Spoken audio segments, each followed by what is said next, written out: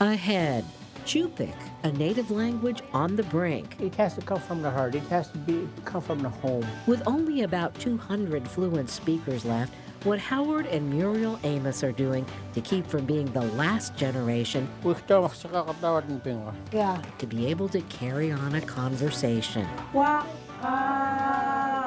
Also, a Yupik language pipeline that takes children from preschool to the Anchorage school system. It's beautiful. It's very beautiful. Alaska Native languages and their struggle for survival, why children are the best hope. Alaska, where there are old triumphs, but also new frontiers, with challenges as great as the state itself, but a belief that the best is yet to come, bringing you the faces, the places, and the spirit of the last frontier. This is Frontiers with Rhonda McBride. Welcome to Frontiers and Happy Easter. Our show on the rebirth of Alaska Native languages sort of ties in with the spirit of the holiday. We showcase the Chupik language, in which there are probably about 200 fluent speakers of Cugtun in the whole world. And about half of them live in Mekoryuk on Nunivak Island out in the Bering Sea, where the language is in a fight for its life. To make sure the school day gets off to a good start, Carol Peterson shows up long before her students. Okie dokie. Carol knows it's important to feed the kids a good breakfast. But more than that, to feed the future. Unagukji. Good morning to all. Breakfast comes with daily helpings of Cugtun. Beuchteten? Chaka. Do you want one, she asks. When Carol was this age, her parents spoke Cugtun at home. But today, these kids hear mostly English, and yet they are the Chupik language's best hope. Ang. Yes, yes, Carol says, a reminder that a little passion goes a long way. And she's not alone. There are others who have worked hard to help the language live on into the future.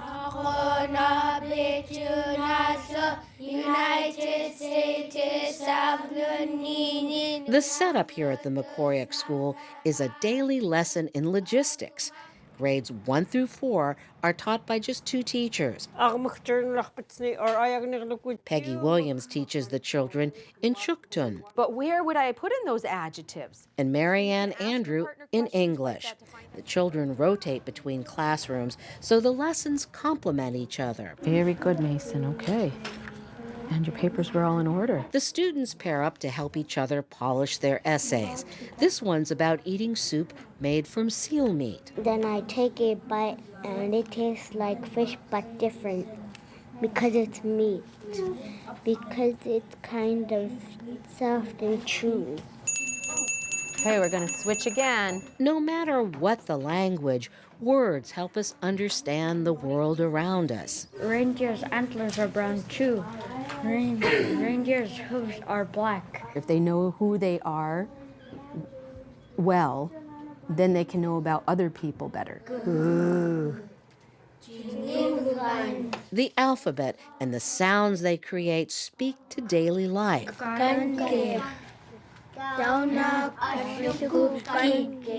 This sentence uses the word gunkir, or ice skates. Yeah, put the ice skate on. But there's more to language than vocabulary. There are also cultural values. You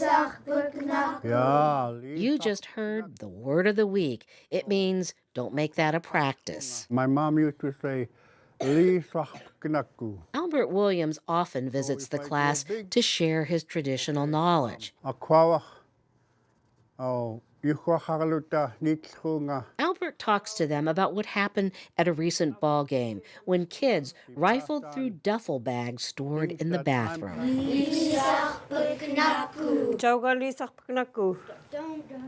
practice that. Don't do what you're not supposed to do. It's all shared in love. those ideas, it's like a grandfather telling stories to their kid, that becomes part of them. Walt Betts doesn't speak Cugtun, but this he knows. The language that's spoken in joy is the language that will remain. If it's not spoken in joy, it'll just be oppression. Yet it's hard not to feel a sense of alarm. How would you feel if the English language was disappearing?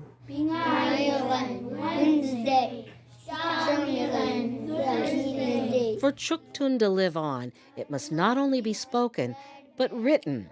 While English speakers take for granted that there will always be plenty of books to read, the school couldn't do that. There's no letter that begins with a V. With no Cugtun reading materials, speakers in the community mobilized to translate dozens of children's books. Cugtun means jump.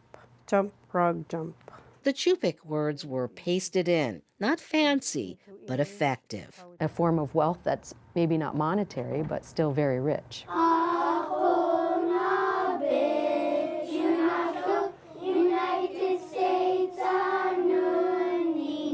A wealth of words and wisdom that were almost lost, but the fight for Cugtun is far from over.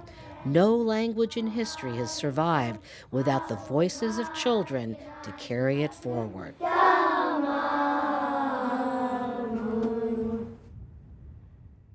Up next, proof that a small group of dedicated people can change the world. The work of Harold and Muriel Amos, what they've done to help save the Chupik language.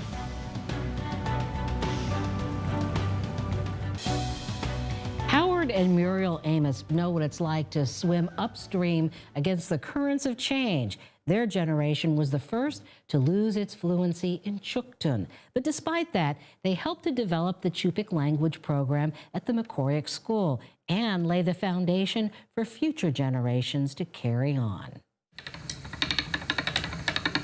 On many days, Muriel Amos sits and spins. I learned about women spinning when I was like 10 years old. She turns wool gathered from the musk oxen that roam Nunivak Island into yarn. When you're having problems, it's calming. It takes a week of work just to fill this spool. So even though the Chupik language hangs by a thread, she knows the magic of persistence. This turned out really nice. I like this one. Muriel's husband, Howard, has also made it his life's work to save his language. It has to come from the heart. It has to come from the home. Howard's first words were in Cugtun. I was even scared to go to elementary school when I was 6 years old because I couldn't understand English. What takes place here at the Amos home has increasingly become rare in Mekoryuk. Today, there are few households where families carry on conversations in Cugtun. Howard wants to know if the knife he plans to use is sharp. Muriel doesn't know, so Howard decides to sharpen it. On the menu tonight, reindeer raised right here on Nunivak. Howard will add vegetables, along with coconut milk and curry, a relatively new food for the islanders, just like rice once was. They talk about how the Chupik word for rice, kuvlakut, literally means larvae, because that's what islanders first thought it was. A reminder, every word tells a story. And if I didn't get married to you, I would have lost our Chupik language, you know?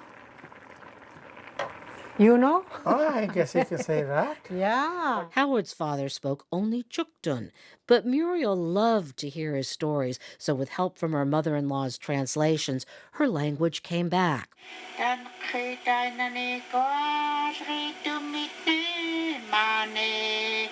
Howard's mother often recorded words and songs for Muriel right up until she died. Walter and Nona Amos were also the inspiration behind their efforts to compile a Chupik dictionary, as well as create a map with Chupik place names, names long replaced by English ones with no connection to the land. It's called Mount Roberts, but in Cugtun it's called Inlet, the highest mountain on Nunivak Island. Howard says knowledge of Chupik names for landmarks might prevent hunters from getting lost and save lives. There's also a collapsed volcano. It's called Nunivak. Almost every place on this map sparks a story and curiosity. One guy, his name was Amyak, he turned into a stone. But time is not set in stone.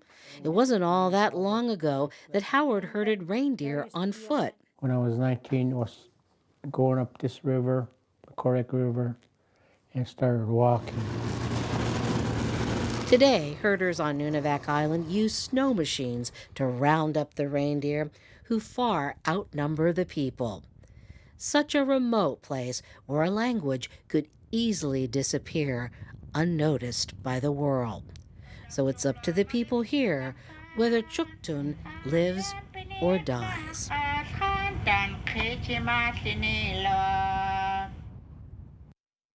Up next, why one Anchorage preschool has embraced Yupik. The rules and the way of thinking are embedded in the language. The power of language to shape behavior. Lessons from the Cook Inlet Native Head Start program.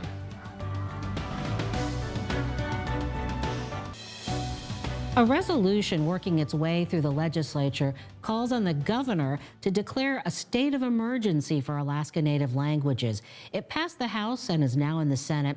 During a recent legislative hearing, lawmakers got a history lesson on how languages have been under attack. Native languages are disallowed from public schools, 1886. One Native leader ripped up a map to show how and why these languages have lost ground.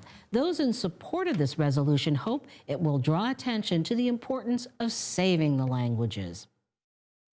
Language is so much a part of our cultures. It was said that language is like the DNA of a culture. Alaska has 20 native languages, and in the last 40 years, all have lost speakers. EAC recently lost its last fluent speaker. All native languages are projected to face some of the same dangers by the end of this century.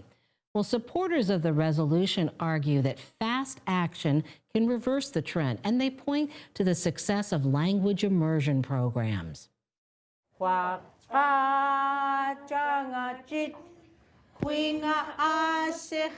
of those is right here in Anchorage, a Yupik language immersion program run by the Cook Inlet Native Head Start program. And many of these kids already know more Yupik than their moms and dads.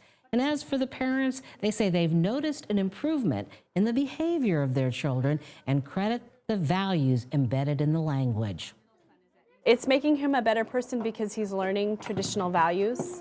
He's learning how to be a human being that's respectful and kind and caring and willing to learn.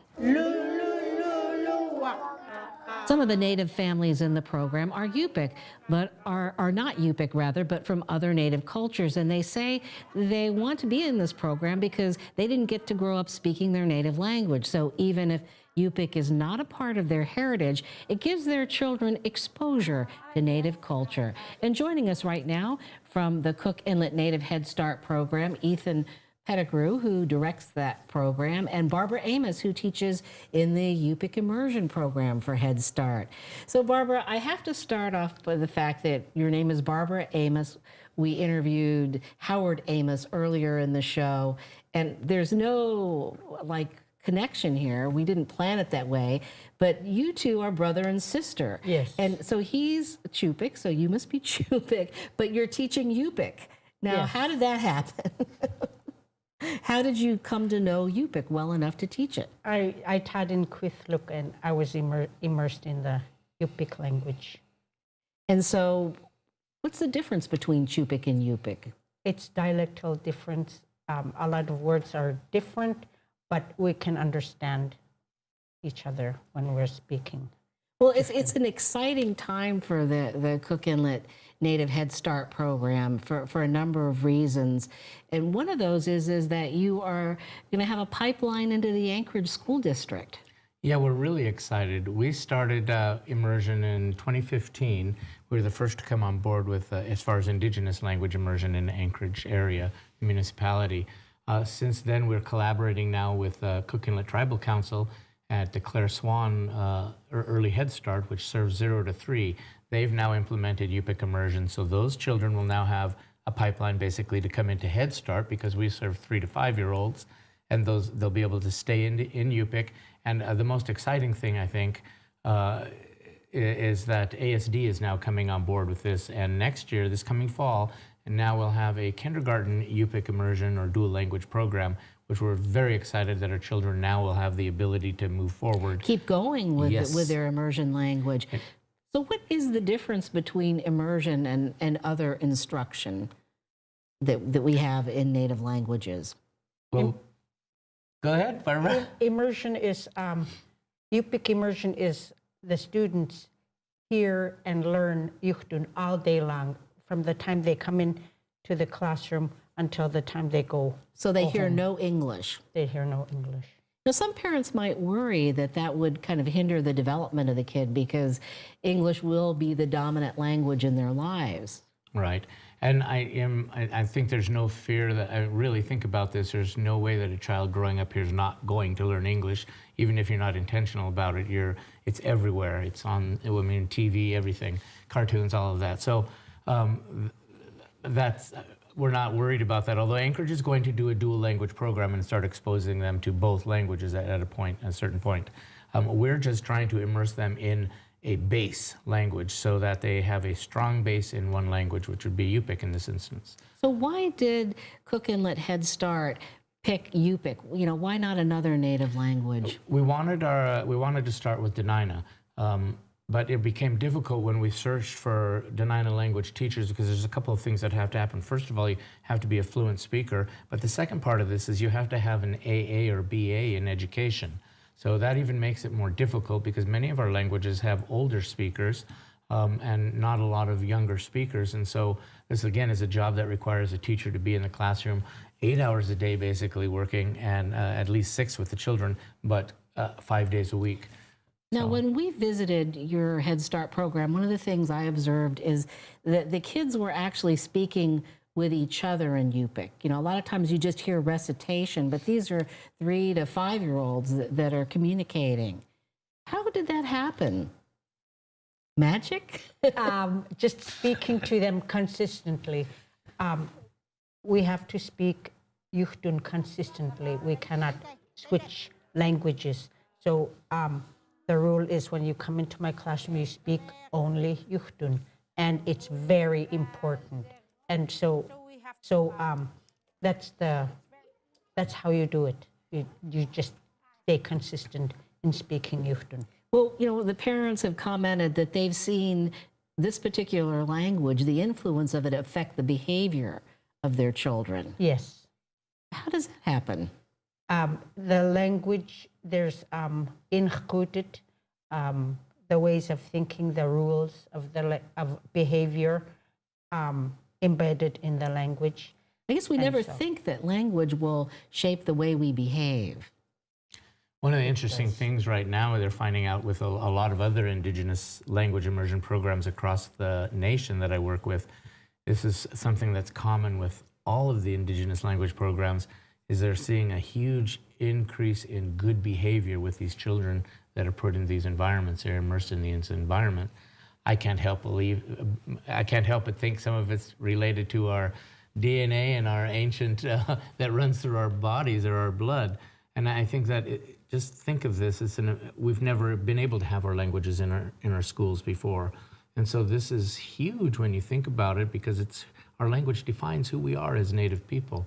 And so I'm glad to see our tide is changing, and we're turning this around and moving forward with our language. Well, do you ever feel that you're kind of like on the edge of history, because history's trend is that you lose speakers and you don't create brand new ones, especially when these kids have parents that don't speak the native language, their own languages.